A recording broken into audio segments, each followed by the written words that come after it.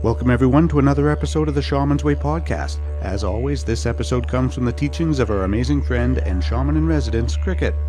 We hope you're enjoying these podcasts as much as we enjoy making them, and I'd like to take just a moment to ask you if you would please leave us a rating and a comment in iTunes or whichever podcast player you're listening to us from. Giving us a rating and sharing this podcast with others is the biggest way you can tell us that you like our show. Now, without further ado, on with the episode.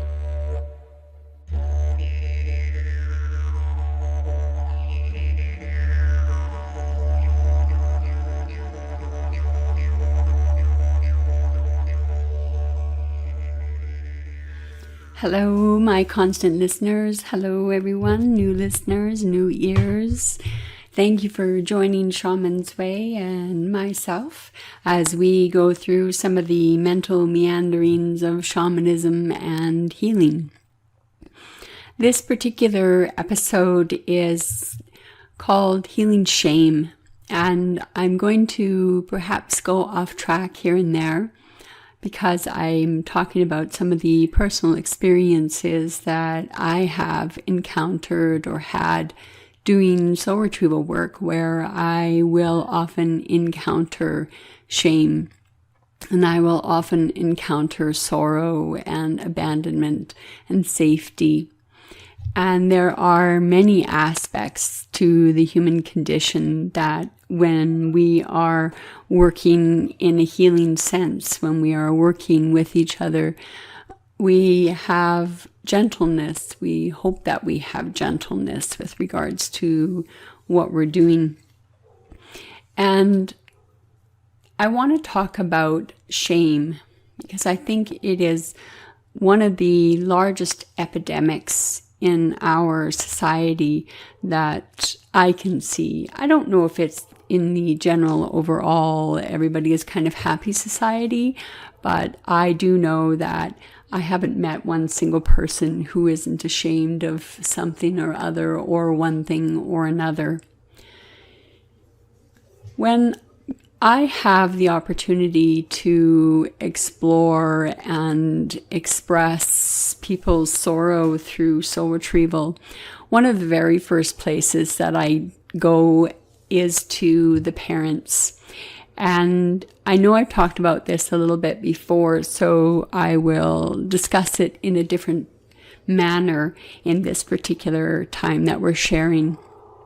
I will often seek, or spirits often take me to seek, the birth of the person that I am working with that day. And oftentimes I'm taken into the actual place where the person was born, whether it be a hospital room, whether it be the living room, whatever circumstances it is. The images are generally very graphic. As you can imagine, any birth scene is fairly graphic. And it is there that I find oftentimes very fundamental pieces of soul. Now, do I think that you can function without these fundamental pieces of soul, or have another aspect or a larger aspect of that aspect of your soul? Must be. You have to. But I will often encounter the mother's relationship to the child and to the birth. I will often experience the emotions of the mother during the time that she was giving birth. And in that, I am also able to figure out for that soul whether a part of them has chosen not to come into this life. I think there are many reasons why a soul would choose not to come into this life, but I generally find that there is a history of abuse in the family. There is a history of abandonment, where the mother didn't want the child or the father didn't want the child. And as a result, that immediate effect upon the soul or the psyche is abandonment or rejection. From there, I travel up into what I just call the birth canal, and it is a golden chute for lack of a better word.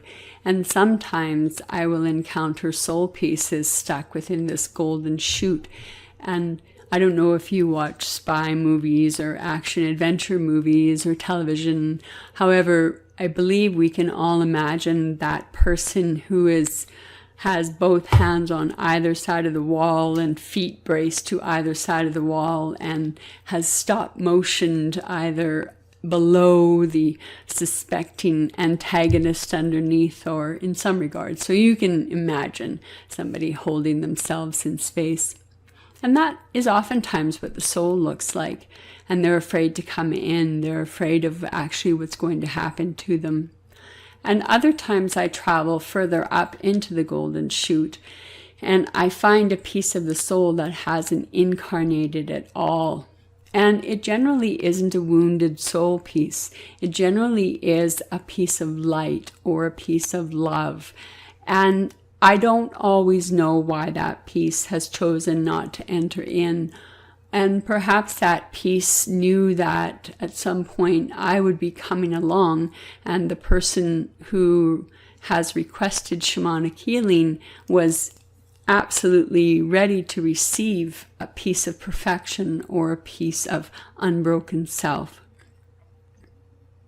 So what does that mean?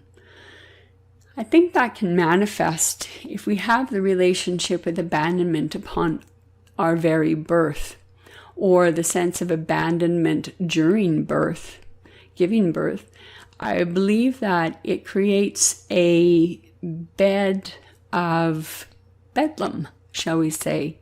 Many things arise out of abandonment. One of the aspects that we know with abandon is the forced perception of the need to please. I know that I say that kind of stiltingly because it is a forced perception that you have to please. But if your first experience is abandonment or not wanted, then what will ensue for you most definitely would be trying to secure your position so you're not abandoned again. So where does shame come in? Because this is really a discussion about healing shame. I think that we are shamed much in our lives. We are shamed by our society. We live in North America, which I think has its own level of shame. But I imagine if I was living in a place where men or women were forced to behave in a certain way, and if they did not behave in a certain way, then they would be shamed, ridiculed, or abused by other people within the community. So shame is used as a means of controlling our behavior. Shame is a means of controlling our emotional relationship. If we don't have a very strong emotional language, and let's face it, not many of us have a strong emotional language in our pre-formative years, let alone in our adult years. And in relationship to that, if we have this basis of shame within the body, then we react in ways that we modify our behavior, but we modify our behavior with guilt. Let me explain that a little bit further. What we have in this regard is we're guilty because we may not necessarily understand the relationship between what I am to be ashamed of and what there is to be ashamed of. We are told, okay, let's just take it from this perspective. I don't believe I am the only person who has the training or the what's the word I'm looking for? The conditioning that any acting out sexually as a young child is taboo. Masturbation is taboo. Sexual exploration between children is taboo. There are many things that are taboo. Now, I don't wish you to recoil in shock with respect to sexual exploration between children. I just want to take this a little bit further. From the aspect of sexuality, that's our root chakra. And our root chakra is everything about security. Our root chakra is how we live in the world. Our root chakra maintains our shame. From the root chakra, then, I'm just taking this from a sexual aspect because boys are also told masturbation was bad. I don't think it is a gender relationship. I think there's definitely a gender bias with shame and sexuality. That definitely has been proven out in society, at least in North American society or oppressive societies, over and over and over again. So I don't wish to belabor that point. However, if we then have an insecurity within the root chakra is our shame and our guilt, and that affects our abilities to make decisions because our conscious mind, so we come from the heart to the throat chakra, the third eye, the crown chakra, so the upper chakras, the upper aspects of self. In those upper aspects of self, we're trying to change your behavior. Why do I feel guilty about this? I shouldn't be ashamed about this anymore. My cheek shouldn't flush if someone comes this way, and my heart beat out of shame or guilt or those. And when we come from this aspect, we cannot overthink it because what's occurring for us is occurring in the unconscious self. So when we move to that place where we feel secure enough to heal our shame, then we go into the place of the very beginning. So in my case, it would be doing soul retrieval work and retrieving pieces from the birth. Oftentimes I find small pieces, like very young pieces, actually in the walls of buildings.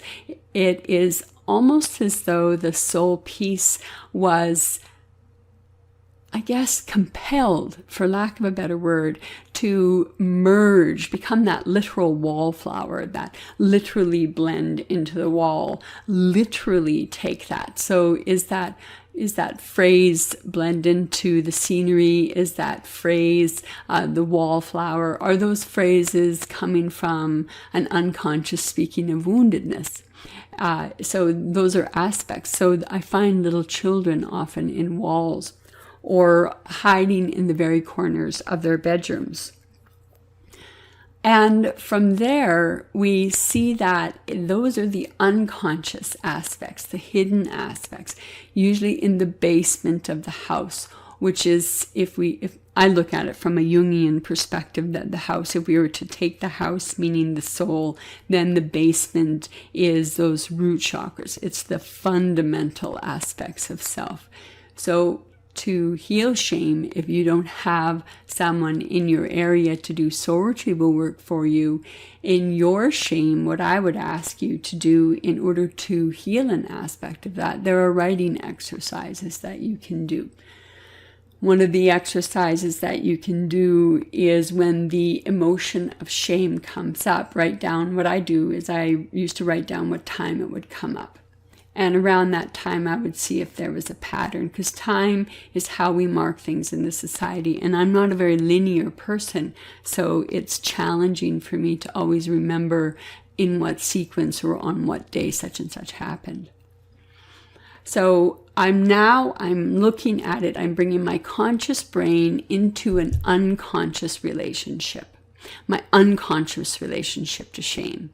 So from the time aspect, I then ask myself, what were my thoughts at that time when I had this emotion? And I write what those thoughts were. And from thoughts, I also want to know what the action was. What was I physically doing at the time of feeling shame? Was I reminiscing on something? Was I speaking to someone and triggered? Did someone say something or make an overt gesture for me to feel ashamed? Did I feel guilt and therefore it moved into shame, or is the guilt the top part of the shame? So did somebody say something to me that made me feel guilty when in actual fact they're touching on an old wound that is absolutely unconscious? So we go from thought, I went from time, because I'm putting it in the conceptual reality, in this 3D reality we work with. Then I go into the thought aspect. What is the thought aspect of this? And from the thought aspect, I move into what was the action that I was doing. So what was the physiological respect of this? From there, then I want to move into how am I physically responding to this. So now I want to take a step back and I want to be the observer for what happened for me. So did my heart rate increase? Did my belly get tight? Did my, did my genital region, did my root chakra, did it tighten? Did it flush with blood or flush with energy? These are telling you where the soma, where it is stored within the body. Where is that shame stored within the body? Where is the guilt stored within the shame? How do we heal this? And I want to take us to the reality that when we work with the physical body to uncover the emotional body, we recognize that they are inseparable. They are one and the same. They have to be one and the same. And then from there, when I focus on where it was within the body, maybe not at that time, because I may be in the middle of doing something else. I may be in the process of doing something else. What I want to do, or what I've done then, is I have done breath exercises. So I place my hands, if I can reach the part of my body, I place my hands on that place where I felt that physiological response to shame. And what I'm attempting to do is, and I place my hands on and I take a nice breath, and I breathe into that space that has that emotion. And I ask that emotion to speak to me. And oftentimes I'll write down what that emotion is speaking to me. So I am attempting to address my unconscious self, my preformative years, my security, my house meaning my second chakra, being in that place where I build my own strength. And then the last unconscious, semi-conscious chakra being the third chakra, the center of power. And if we have shame sitting in power, then that shame is being fed by unconsciously by things that are moving on in the root chakra and the second chakra. Now, I know that I don't often speak about chakras in my podcast, but I think it is absolutely essential that we understand that the body does have energy centers. And I also recognize that the true pronunciation of chakras is chakra. So in the chakra, we have the storing of memories. We have the storing of trauma. We also have the storing of happiness. So one of the countermeasures for shame and for guilt is to journey into, is there any happiness in that place of tension? Can I find a seed of something good within myself, within my own anxiety, within my own wounding? Can I find one seed of happiness? We tend to always look for the darkness. Let's root this darkness out. Let's pull this stuff out. Let's get rid of this stuff. And that is essential. However, I find that if I try to find the root of something positive within that experience, then that helps me to change, to alter, to transform that aspect of self, that part of me. So I then would encourage you at a later point in time, once you've written out what is it that place in your body wants to say to you. So I would ask, what emotion do you carry? And write it out. And so I'm getting my higher self to speak to the unconscious part of myself. But I like to keep a hand on that energy because I like to keep that circuit going from in one hand over the body and out the other hand. So I like to keep that circuit going. But that's just me. That doesn't mean you have to do that. That's just my preference. And from there, I write out what those what those experiences are in my body, what it can say to me, what is the feeling, what is the function of this, what is the function of this emotion, what is the, and try not to get too intellectual because then the unconscious self isn't speaking. If you're writing out in grandiose terms, the existential relationship between blah, blah, blah, blah, isn't unconscious language. That's intellectual language. So we're pulling that back up into the intellect, and we're denying the root aspects of self, right? So we want to be as absolutely simple as possible. So it doesn't have to be a really long drawn out. So does the shame come from, I just want to be seen? Or the shame come from, I was told I have no voice? Does the shame come from, shut up, you have nothing to offer anyway? Or anything like that. What was the happiness in that memory, in that spot? So in my power center, I found happiness in laughter. Because laughter often comes from power, and I have a big belly laugh, and it can be a very uncontrolled laugh at times. So that is a positive aspect. So can I undo the guilt and the shame simply by embracing the happiness? Can I bring happiness, or know that I still had happiness, even though this other balance of heavy emotion is present? Here's a positive balance of emotion. From there, I would encourage you to take a shamanic journey. And I would encourage you to access your younger self, or your inner wisdom, your innocent wisdom, perhaps. So see if you can find a place in the middle world or the lower world. Although I want to do a podcast just on the middle world, because I think there's a really strong misunderstanding, but I'm getting on a tangent. And from speaking to that part of yourself, I also like to journey to my wise one. I like to journey also to my shadow and my saboteur.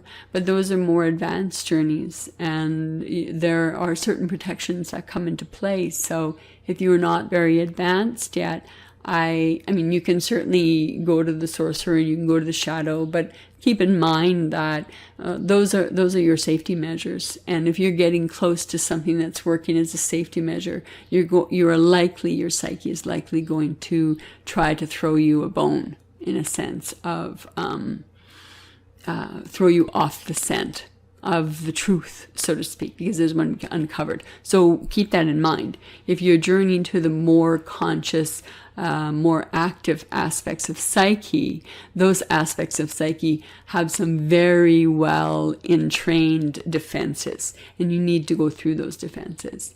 So if we start off young and we speak to the innocent self, and we speak to the wise self, and we ask for full consciousness, if we can handle full consciousness of the memories. And the memory lives within the soma. It lives within the body. And we walk through the memory. And I am of the mind that we have already experienced the trauma. We have lived through the trauma. Therefore, we don't have to live through the trauma again. Now, this may take several tries, and you may be able to, or have to, back out of the journey or back out of the way. But I really, really encourage you not to give up, because your power is stuck there. Then we journey into one of the experiences. We stand in the middle of the experience. You have the ability to stop time. It doesn't necessarily mean that the spirit world is going to stop time for you, but I do want you to know that you have the ability to stop time. So I like to step into this because it's a past experience. So it has already happened. I mean, I'm not going to get into the all time happens simultaneously and time is not linear, time is vertical. I'm not getting into that conversation today. We're just going to play with the simplicity of line time, of chronological time, and that the brain understands that this is happening right now, because the brain doesn't know the difference between the past, the present, the future. So we have to take the conscious self with us and remind the brain, the autonomic response of the brain, that we are safe, we have survived, because the body's going to start to peak and freak.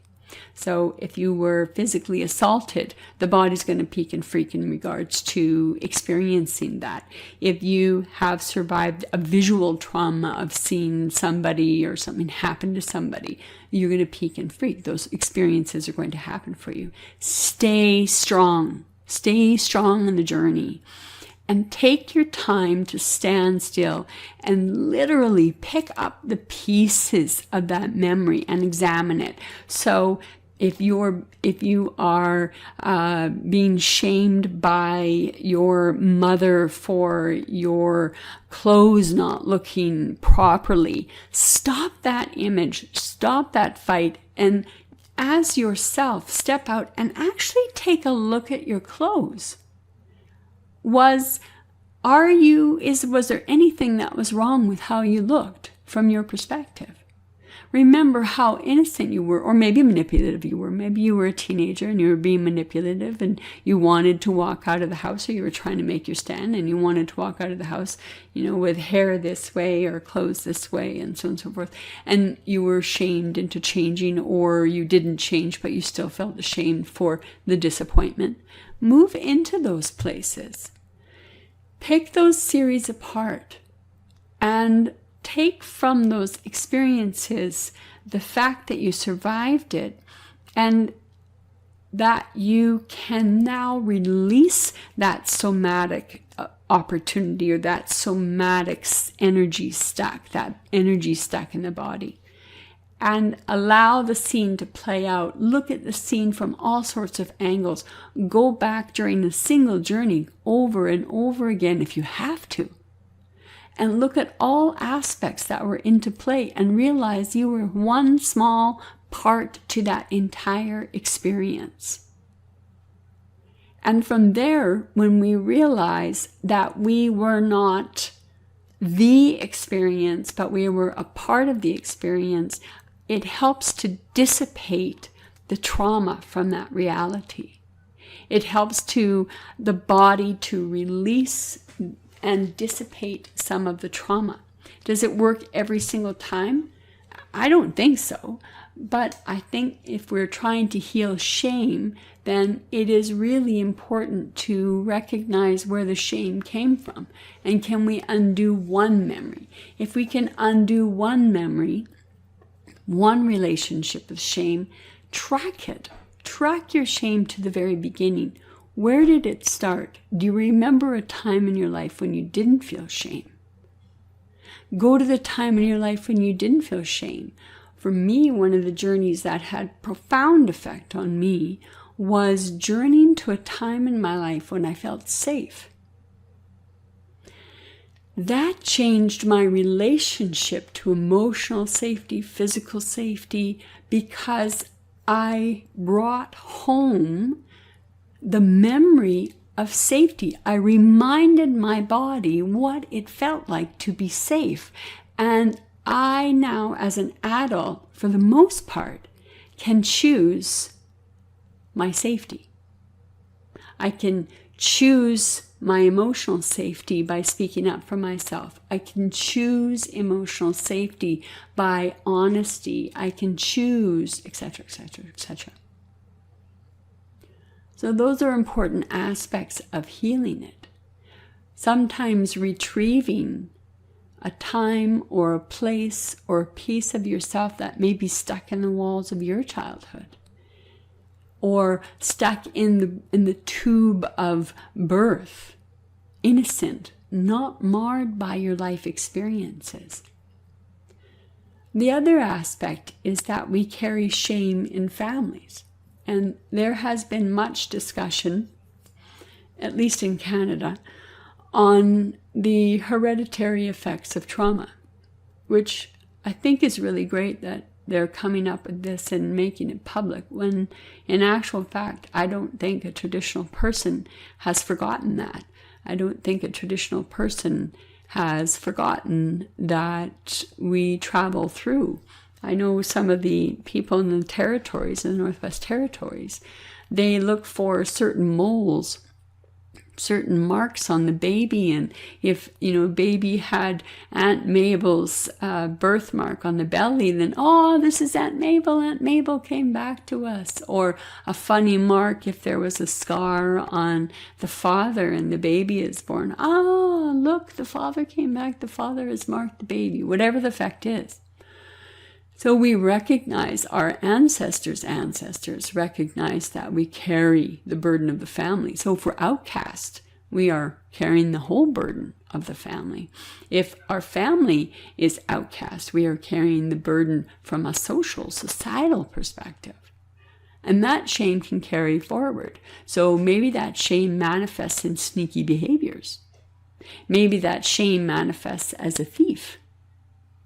And maybe the shame of being not part of or being separate of the manipulation. If I'm not accepted, then I'm going to destroy, or I'm going to harm, or I'm going to leave my effect, or etc., etc., etc. These are truths. These are not your truths. They may not be a truth, but this is truths that I've seen and followed. Healing from any type of experience takes time. It takes insight. It takes a keen understanding. But more than anything, it takes a willingness to be honest. Not honest with me, but honest with you. It takes a lot of courage to be open to shifting. It takes a lot of courage to look under a victim's face to find a manipulator. It's challenging to look under the face of shame and find guilt and abandon. Who abandoned? What abandoned? Are you abandoned, truly? Questions. We ask these questions. We have to ask these questions. I have to ask these questions. What you do is up to you. But I have to ask these questions. If we come together and we attempt to find healing together, we are attempting to understand what drives us as human beings individually and collectively. And if we can help ourselves to understand the collective reality and how it plays out on the individual reality, I think we gain a much better understanding of our experience in this world. But, my constant listener, I have kept you long enough, and I know that I have wandered here and there in my thoughts and my ideas. I encourage you to think on what I said. I encourage you to practice journeys. And most of all, and above all, I really encourage you to think kindly and graciously and compassionately of yourself. You are most certainly worth that.